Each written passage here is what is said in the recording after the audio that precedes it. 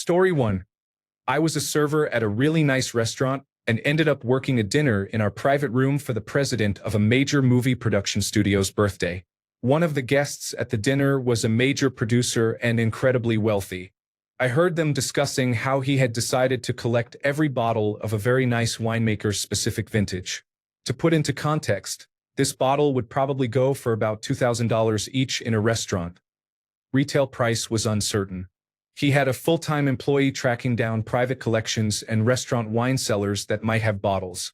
At that point, he had over 4,000 bottles of the one wine, organized by serial number in a custom-made cellar.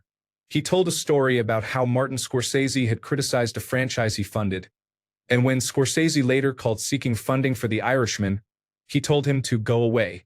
At one point during the dinner, his assistant, one of three sitting at the end of the long table, informed him that the first truffles of the season had been delivered to a chef in Tokyo. The producer said, "Great! Anyone want to go to Tokyo this weekend for a truffle tasting?" A couple of people agreed, so he instructed the assistant to make sure one of the jets was available for the trip. They stayed 3 hours after we closed.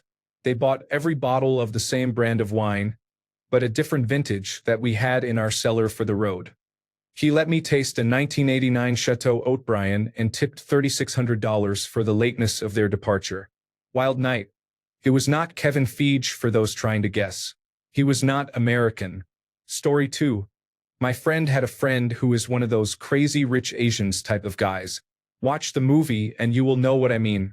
One day, this rich guy was driving his Ferrari on the toll road. My friend was in another car following him for a car meetup event. The rich guy crashed his Ferrari into another car and then stopped on the side of the road. He went out, called someone, and waited while smoking with my friend. He acted like nothing had happened, my friend said. In 10 minutes, suddenly a yellow Lamborghini arrived. The Lamborghini driver got out, took the Ferrari key from the rich guy's hands, and then sat inside the crashed Ferrari. The rich guy drove the Lamborghini and continued the journey. Apparently, the new driver would take the blame for every single crash-related problem. Oh yeah, the police were there the whole time, and they did not bother to talk to or approach the rich guy before the Lamborghini driver arrived. Story 3. I learned about the yacht life. I once had super wealthy bosses, and they were talking about their friend who owned several buildings and had a big yacht. The yacht was always ready to go, which meant it had a full complement of personnel, paid full-time, including chefs and servers. It was basically a hotel at sea. The thing is, the owner rarely used it, so there were many bored people who had little to do. If the owner went to Europe, he would rather fly there and have the yacht head there ahead, just in case he felt like using it, which was not all the time. Story 4. When we were poor, our daughter attended a private preschool that was excellent for her disability. They accepted us with minimal tuition in exchange for speaking at fundraising events for her benefit at the school. At their large annual dinner ball, we were speakers and seated at a donor table. We were so hungry that we took extra dinner rolls to improve our sandwich with Carl Buddig sandwich meat. During the auction, one of the ladies explained that the previous year she had won an African safari but had no one to accompany her, so she donated it back to this year's event. When the vacation came up for bid again, she said, "Wait, my niece loves animals and travel. I'll take her." And she purchased it for the second year in a row. Story 5. I worked a private event as a waiter. It was a rehearsal dinner. The father of the bride told everyone he chartered a private jet for his daughter and son-in-law to fly to Bali for their 6-week honeymoon, which he also paid for. The jet was to stay there for their use during the trip in case they wanted to visit other places. The rehearsal dinner for 20 people cost about $20,000. Working that event was probably the most I ever made in one night at that job and certainly the easiest. Story 6. I was in the Peace Corps in Zambia. We used to hang out at the casino in Lusaka because they gave you free food, drinks, and cigarettes while you played. We would play like $2 hands of blackjack just to get fed. But I went to the roulette table and some man put down $10,000 all over the table. He lost his spin, shrugged his shoulders, and walked away. Coming from the village where we used pit latrines and pumped our own water, I was stunned by the amount of wealth that existed right around us. Story 7. Special service. It was an elegant wedding, and a member of the United States Congress was present. Therefore, the United States Secret Service provided security throughout the event, posing as guests while avoiding interaction to remain unobtrusive. They were like real-life non-player characters. Story 8. My friend took me on a cruise with our local Ferrari club. The house we visited was owned by a member who had 8 Ferraris in his garage. At this house, he also had a genuine Michael Schumacher Formula One car and a Ford GT. While we were there, he unveiled his new car, a custom-built Daytona SP3 that was entirely unique. The base price of the car is around $2.2 million, so with the customizations, it was closer to $3 million. The most interesting part was the story he told about it. This was supposed to be an early production model, but it was delayed. He had to ask Ferrari why his $3 million car was taking so long while he was placing another order for a completely custom Ferrari that is probably worth even more. Spending more money on 2 cars than I will probably make in my lifetime was a wild story to hear, especially while in a garage with cars collectively worth more than my family has made over several generations. It really puts the wealth gap into perspective. Story 9. They spoke casually about high authority people as if they were friends. It was expected that they knew each other, but the informality caught me unprepared. Story 10. I was hired to be a photographer at a wedding. They had rented the venue at a very expensive vineyard. There was a mansion there, and as part of the deal, the bridal party got to stay at the mansion. The owner is almost never actually there. He lives in a big white house, if you know what I mean. I showed up early the morning of the wedding and was greeted by the butler, who was more or less exactly what you'd expect, but younger and not English. Throughout the day, I was all over the mansion taking pictures. During a lull, I was chatting with the butler. The strange thing was that he said it's shift work with basically 3 of them, maybe another person for filling in, I'm not sure, and they work 8-hour shifts. I asked, since wedding events are seasonal and it gets cold here, if I showed up at 2 a.m. in January, would one of them be there, all alone in the mansion, just passing the time on the off chance the owner shows up? He said yes, someone is always there. That blew my mind. Can you imagine being the person who sits alone in someone else's mansion, polishing the silver while waiting to see if they show up? There's an 85% chance I'd let my guard down and they'd catch me running around in my boxers, dry humping the statues while blasting AC/DC or something. Story 11. I was invited to a corporate party in New York City. The party was at the Museum of Modern Art. They rented the museum for the evening. There was a caviar table where you could get as much caviar as you wanted. I was told that the caviar cost $5,000. This was in the early 1990s. Story 12. Not at an event, but at my then 9-year-old son's friend's house. They were very wealthy, and it was the dad's birthday dinner. They were having filet steak, seafood, etc. Their 2 sons were disgusted that they were having filet steak again. One threw his steak away, and the other went to his room and demanded his dad, whose birthday it was, take him to get a pizza. Dad actually did, and my macaroni-eating kid sat there enjoying his steak and witnessing the majesty of life. Story 13. Hot tip for anyone who likes art. The best place to see art in cities like New York is auction houses. They change their art every month. Most of it goes into private collections and is never seen again, and they are free to visit. I have stood alone in a room at Sotheby's in New York City with 5 or 6 Monets, probably worth $70 to $80 million. But 2 surprising things I have noticed are that you rarely find wealthy collectors there. They send their assistants. Once, I was at Sotheby's when they were auctioning off a collection of Tiffany vases. An assistant was handling them carelessly, flipping them over with bare hands and almost tossing them around like ordinary cups. I was shocked. Story 14. Having to chase someone down because they paid a power bill for a family in need at a charity event. It was $2,200. They wrote the check for $22,000 and said they just heard wrong. Story 15. I don't think it qualifies as a wealthy people event, but my wife works for a bank, and unless you are management, you don't make much money. At her company holiday party a few years ago, the president of the bank came out on stage and started shooting dollar bills out of an air cannon. The sight of a reasonably wealthy head of a bank shooting dollars at his underpaid, approximately $17 per hour, employees, who then had to scramble on the floor in their evening wear to pick them up, turned my stomach.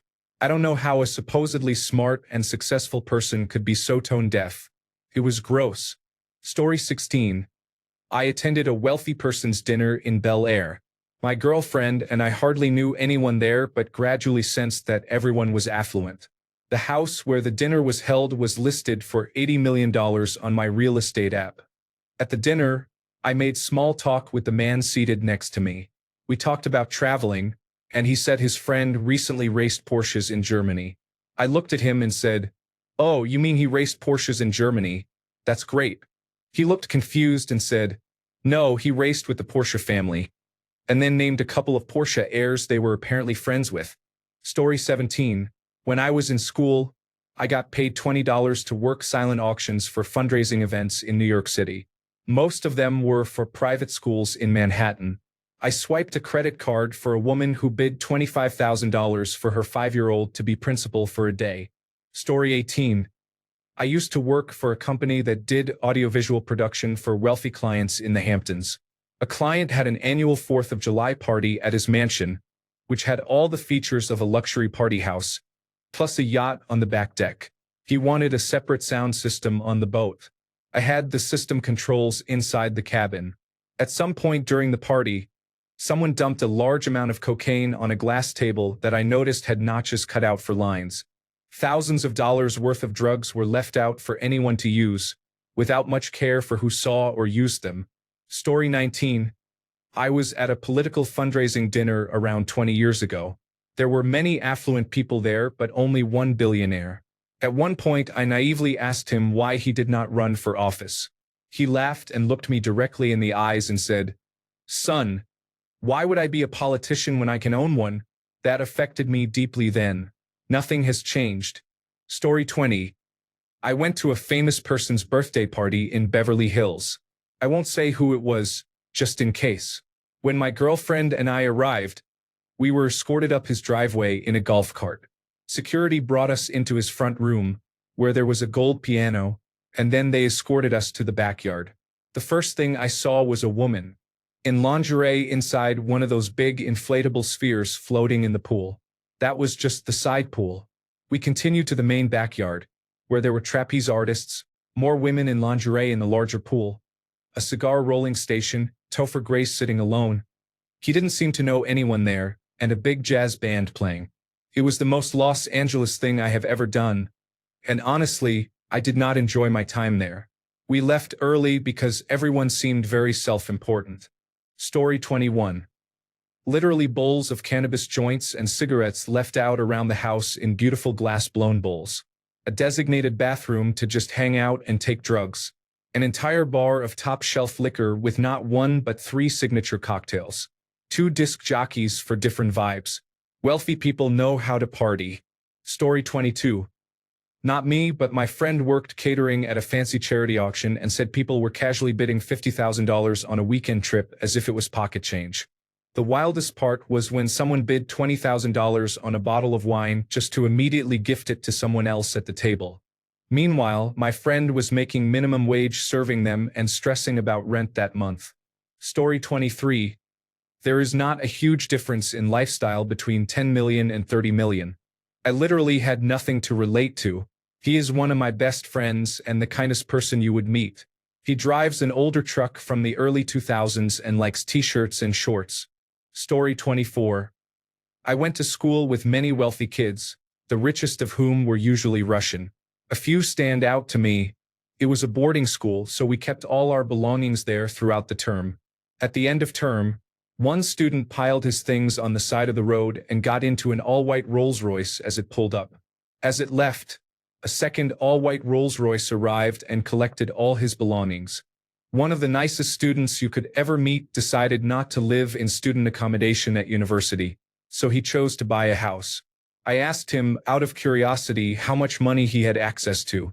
His father had given him £3.2 million in spending money to last 5 years.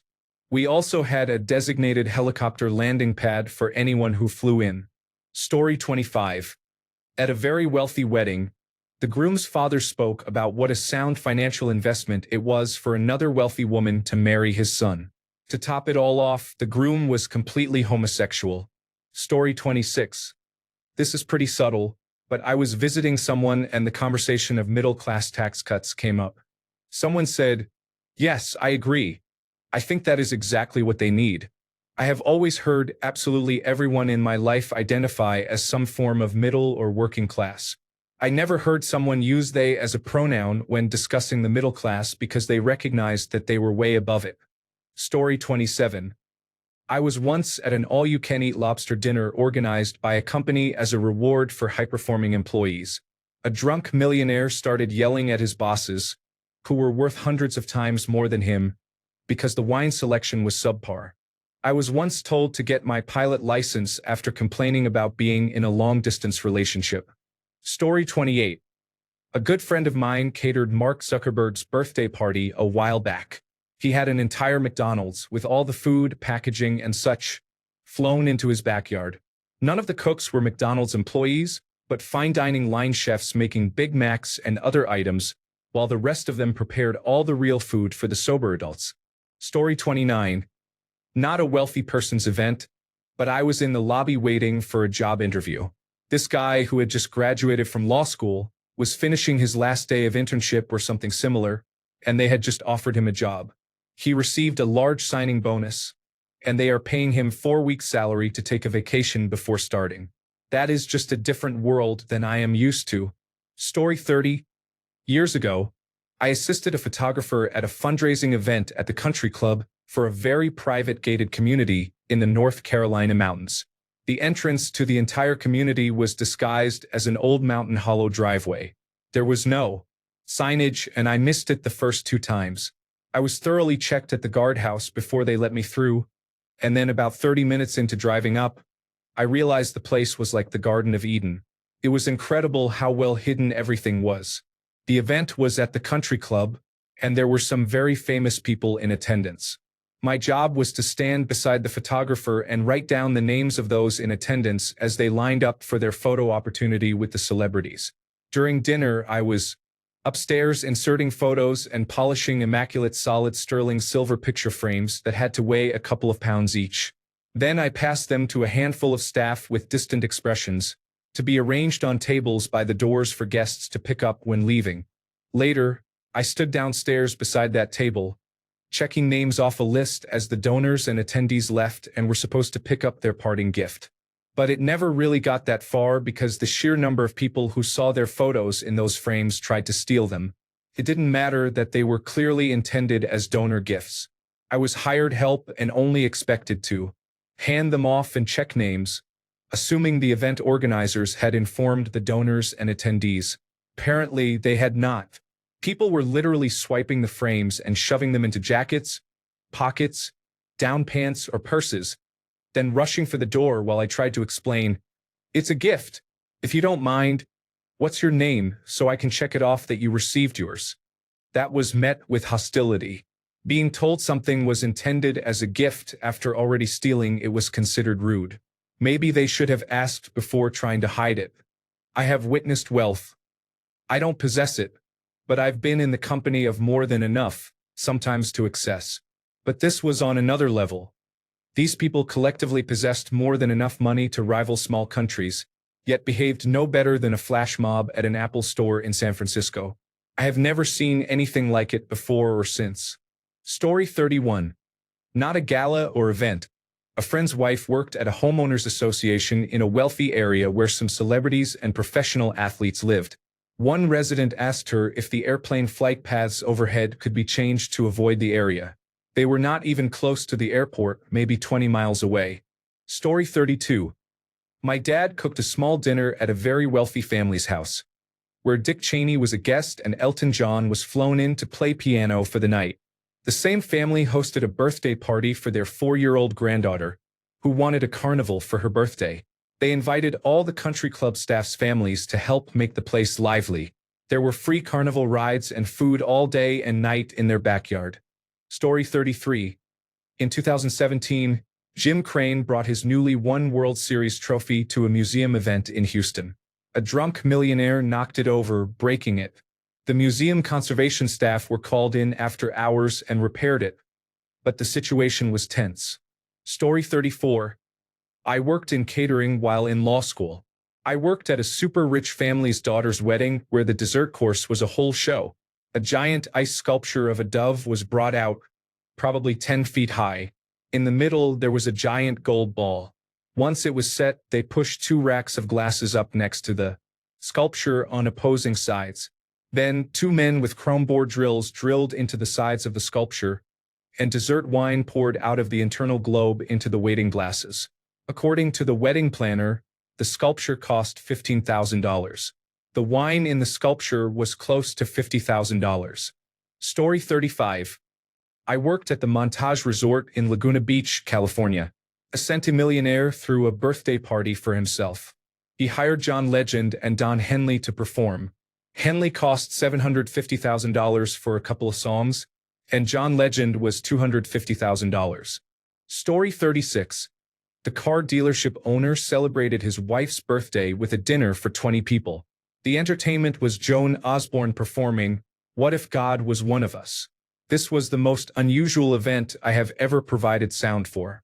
Story 37. Through some odd connections, I found myself at a private dinner that included the then-current treasurer of a United States state. This was decades ago. His wife was young and gorgeous, and everyone except me was drinking steadily. As the night wore on, the state treasurer demonstrated his ability to touch the tip of his nose with his tongue. My connection, the one who got me invited, said, "That's why he always has a beautiful blonde on his arm." There was laughter all around. Later, I said something to my connection about the treasurer's wife. They laughed, rolled their eyes, and said, "That is not his wife, that is his girlfriend." Well, one of them.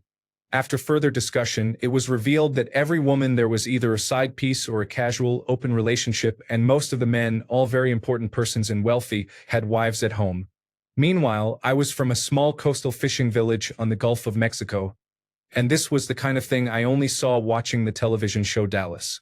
It was tame by current standards, but back then it was scandalous. Story 38. I used to work for an ophthalmologist, and he sent me to a charity event in town. There was a silent auction where you write your bids down, and someone would come behind you and bid a little more.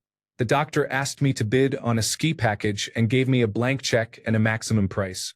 As dinner finished and the auction began, I realized I was in the wrong room.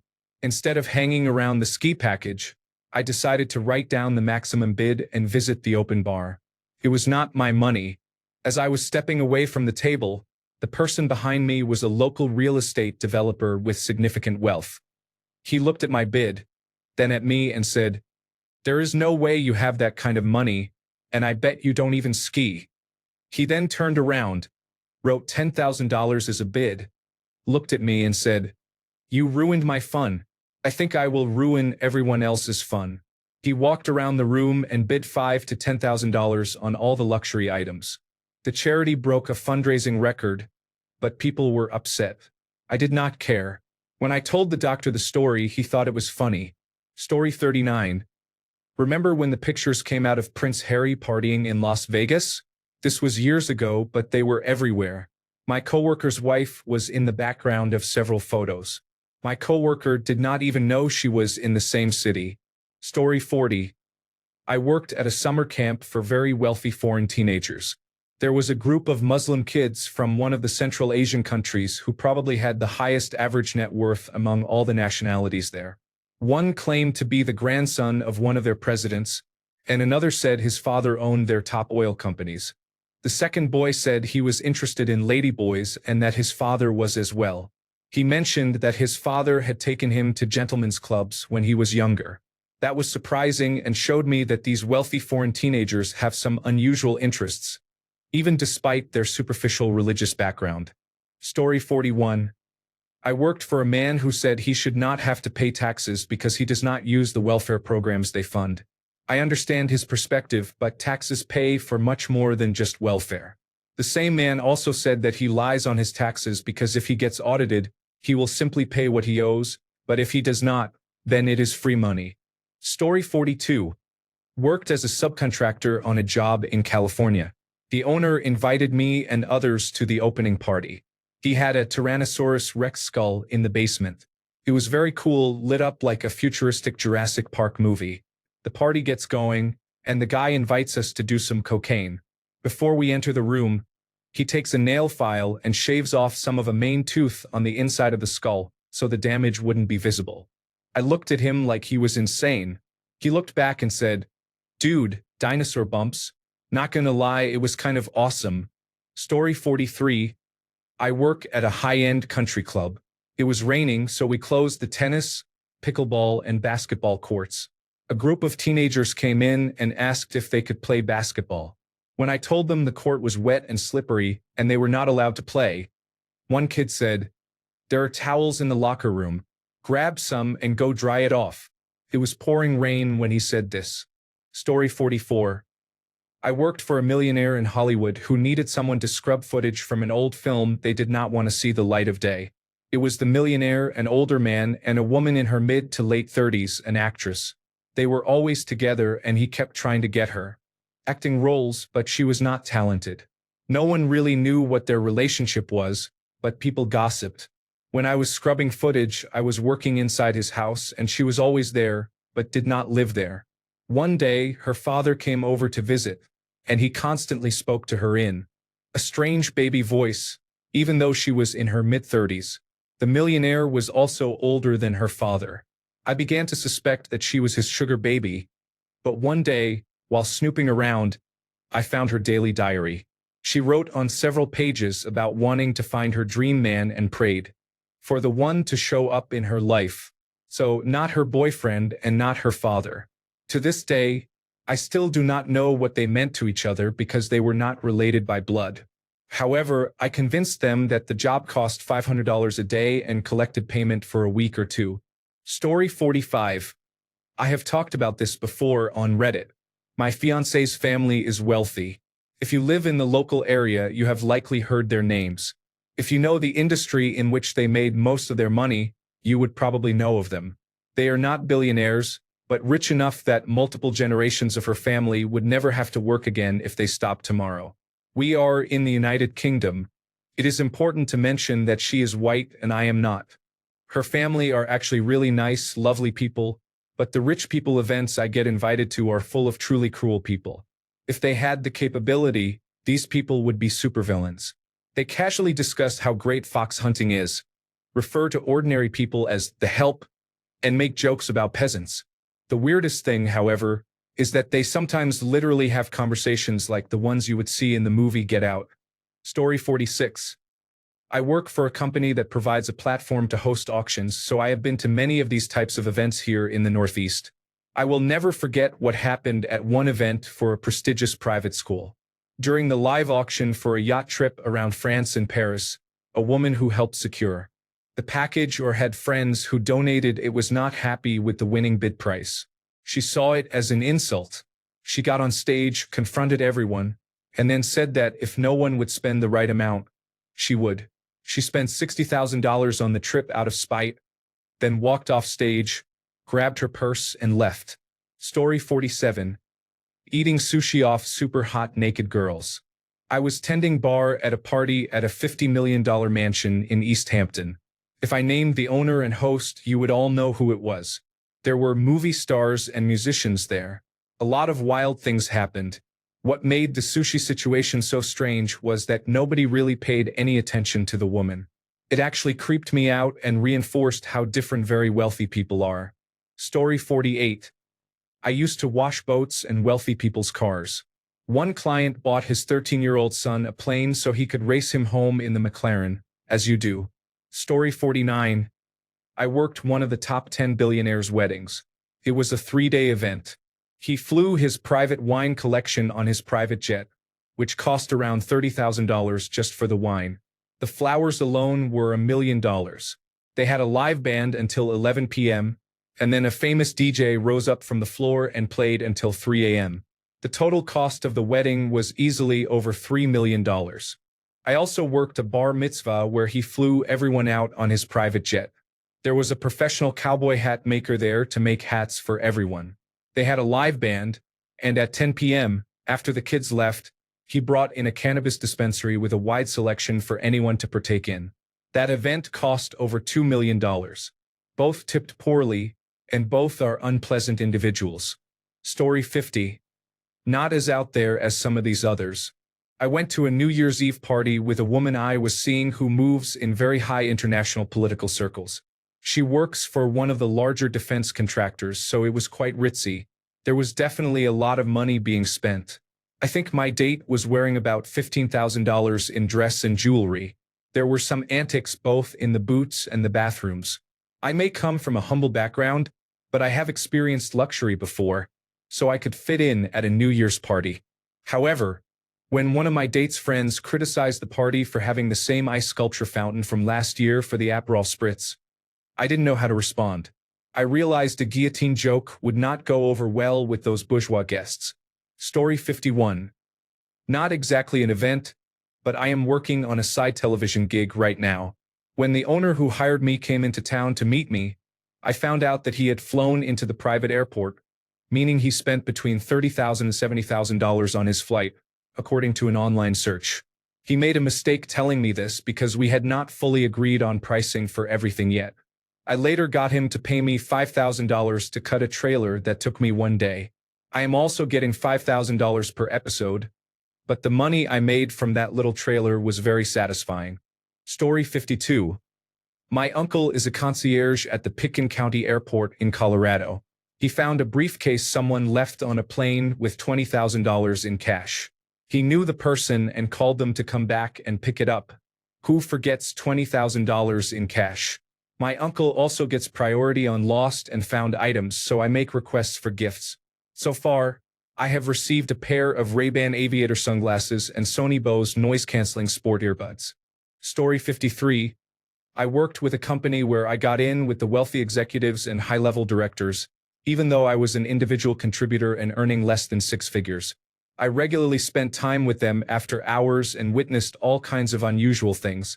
At one point, we got a new office that included a state-of-the-art audio space with a control room, hangout area, and session rooms. The space was large enough to comfortably accommodate 12 people and was completely soundproofed. It was equipped with the best high-end equipment for voice actor recording, sound mixing, and playing and recording several instruments. The entire space was floating, meaning it was a room within a room. One person I worked with had a hobby for sound mixing and frequently asked the audio team about the room setup, equipment brands, and costs. I remember some of the hardware was worth approximately $450,000 each. About 6 weeks later, this person told me that they had their contacts expedite the expansion of their mansion to create the same setup, a floating room with the same hardware, costing well over $1 million just to enjoy as a hobby in their spare time. Story 54. A friend of mine in college came from a wealthy but abusive family. We all graduated at the same time. I was able to attend her family-hosted graduation party in her hometown as a guest, and her mother immediately put me to work as a cater waitstaff, serving hors d'oeuvres. I was from a very poor family in comparison, and her mother knew it. It was more humiliating than upsetting. Story 55. I was once dealing blackjack in the high-stakes area of a large casino. Two men were betting between $5,000 and $15,000 per hand. One man lost all his money and said to his friend, "Hey, loan me $50,000. The second man handed him $50,000 in chips and said, "Remember, you owe me $150,000. This happened several times during the half hour I dealt at that table. Story 56. So anyway, I had to buy the maid a $1 million house so she could live closer to me to do my cleaning every day. And now she is not my maid anymore. I wonder why. How I wish I was joking. Story 57. I was at a wedding with many wealthy Americans once. The first person I spoke to said they flew to Rome 3 times a year for shopping and at this time they bought their 3-year-old daughter 4 designer bags. The second person I spoke to was standing with his 8-year-old son, who told me they had just been to Africa and spent $200,000 shooting lions. The 8-year-old child proudly showed me videos on his phone. It was a wild wedding. Story 58. I was at a party in New Orleans when I saw a shiny object out of the corner of my eye. Upon speaking to the person who possessed the shiny object, I discovered it was one of the largest yellow diamonds in existence, an exceptionally valuable diamond. It was her next statement that captured my full attention. She said, I shot my husband one night after I found out he was having an affair with another man. The judge sentenced me to 6 years in a psychiatric ward but allowed me to keep the ring. That was the moment I realized I was talking to a murderer. Story 59. The piles of cocaine in the lodge bathroom at my wife's company Christmas party. The whole thing felt like I was in a Wolves of Wall Street scene. Story 60. I went to a wedding in San Francisco 30 years ago. My wife was good friends with the groom. There were many nice people that I had never met. During a casual conversation with an anonymous attendee, he asked me what I did professionally. I told him that I was a public employee union advocate.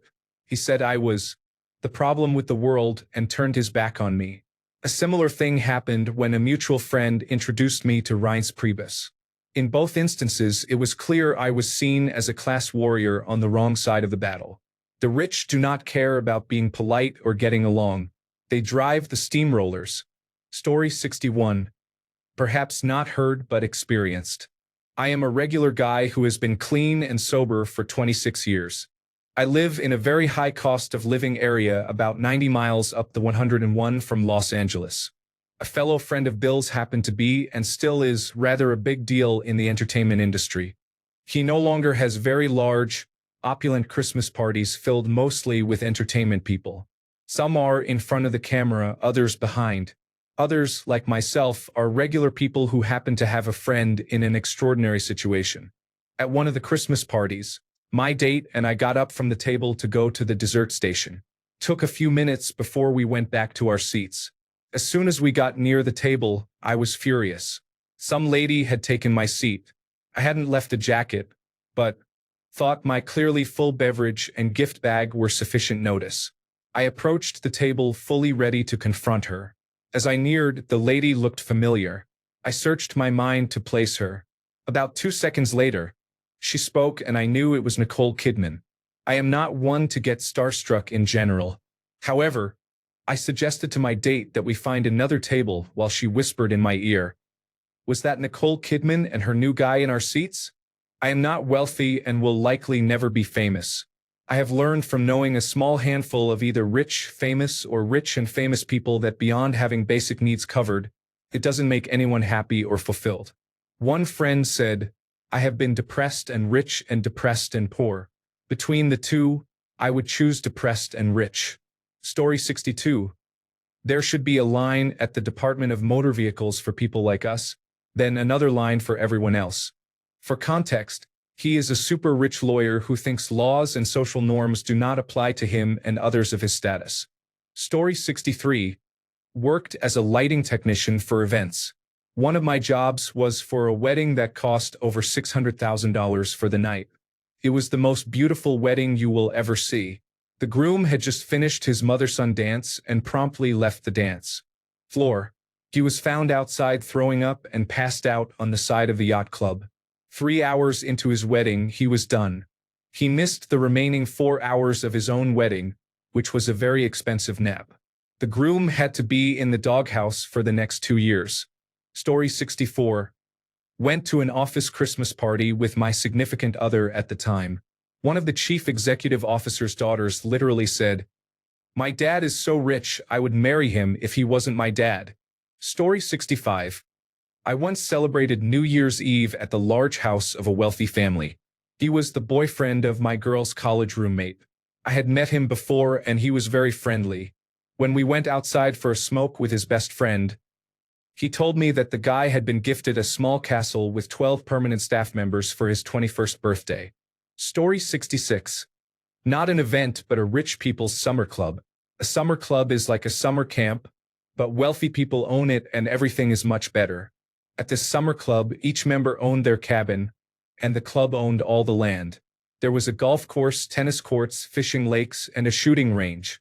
As older members passed away, sometimes their cabins were sold because their children did not want them.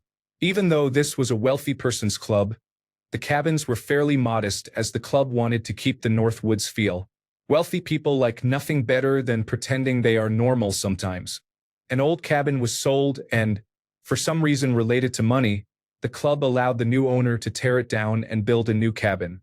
This cabin was 2-story with a basement, 8 bedrooms, 6 baths, and 5,000 square feet of space. The entire year the cabin was being built, club members were abuzz with both critics and supporters of the new cabin. Finally, it was finished. The only thing left was inspections by the county and the state. The county performed the usual new build inspection to ensure the cabin met code requirements. No problems there. The state inspection was by the Department of Natural Resources. Since the cabin was on a lake, the department had to approve the location to make sure it followed guidelines for building near a lake. This was the interesting part. Everyone knew the new owner had been told how far away from the lake he needed to build. Of course, he ignored those guidelines and built the cabin where he wanted. Sure enough, it failed the inspection because the cabin was no more than 10 feet from the lake. The department required him to move the cabin 200 feet further from the lake. We all wondered how he was going to do that. A construction company came in and started digging a new basement. Once that was done, a house-moving company lifted the cabin and moved it 200 feet over the new basement. Then another company filled in the old basement and restored the land to a more natural state. Honestly, if I had not seen it, I would not have known the cabin had been moved. People said the owner spent between $200,000 to $300,000 to move the cabin. He was not even the richest person at the summer club. Story 67. I watched a half-naked Al Jorgensen yelling random phrases in Spanish at a Wax Trax Records staff party. Story 68. Go where the rich and the powerful are, I'd tell him, and learn their ways. They can be flattered and they can be scared. Please them enormously or scare them enormously, and one moonless night they will put their fingers to their lips, warning you not to make a sound, and they will lead you through the dark to the widest, deepest river of wealth ever known to man. You'll be shown your place on the riverbank and handed a bucket all your own. Slurp as much as you want, but try to keep the racket of your slurping down. A poor man might hear, Kurt Vonnegut, God bless you, Mr. Rosewater. This thread is a really good reminder of just how deep that river is. Story 69. Very expensive political fundraiser in New York City. The former police commissioner of New York City said from the podium that the recent graffiti on the Christopher Columbus statue was proof that discrimination against Italian Americans was alive and well in the United States. This received applause. To this day, this is the most unbelievable thing I have ever heard someone say with a straight face. Story 70.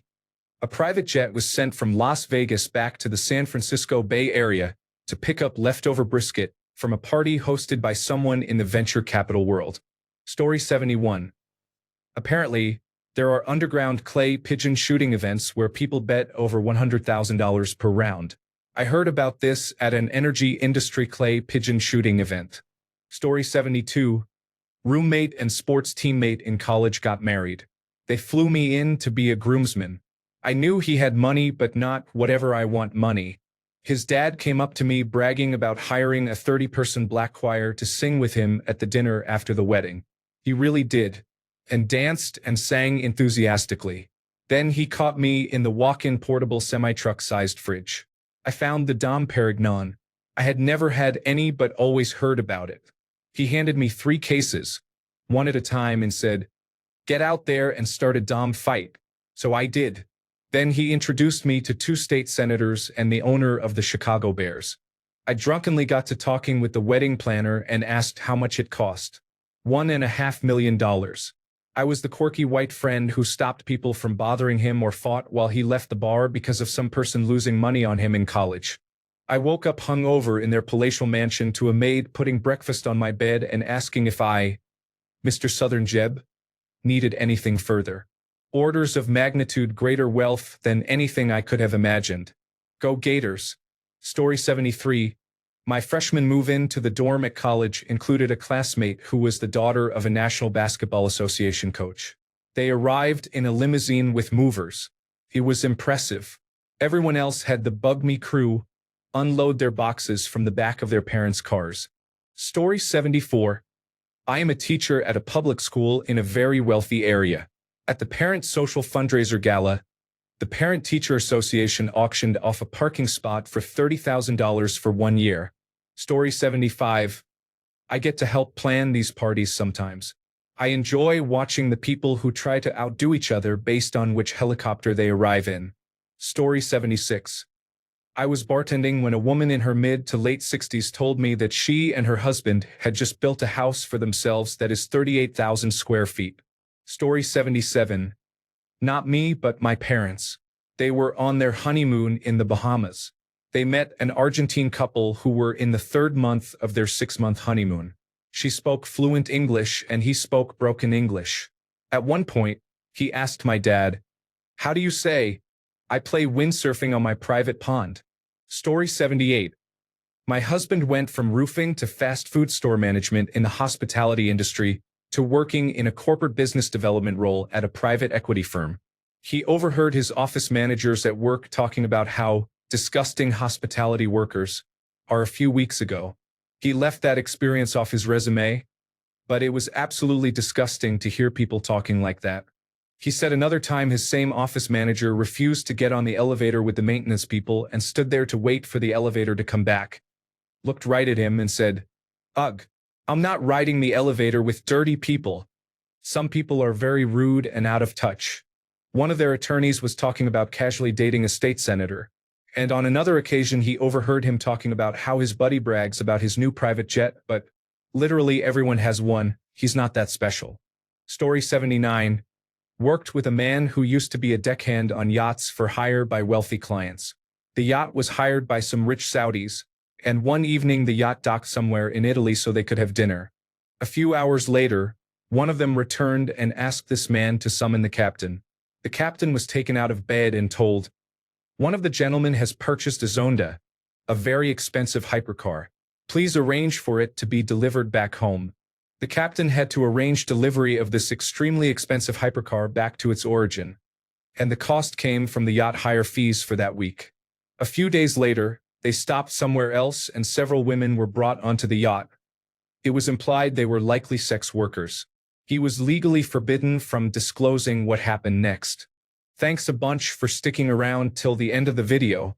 Remember to subscribe, and until next time, stay awesome and goodbye.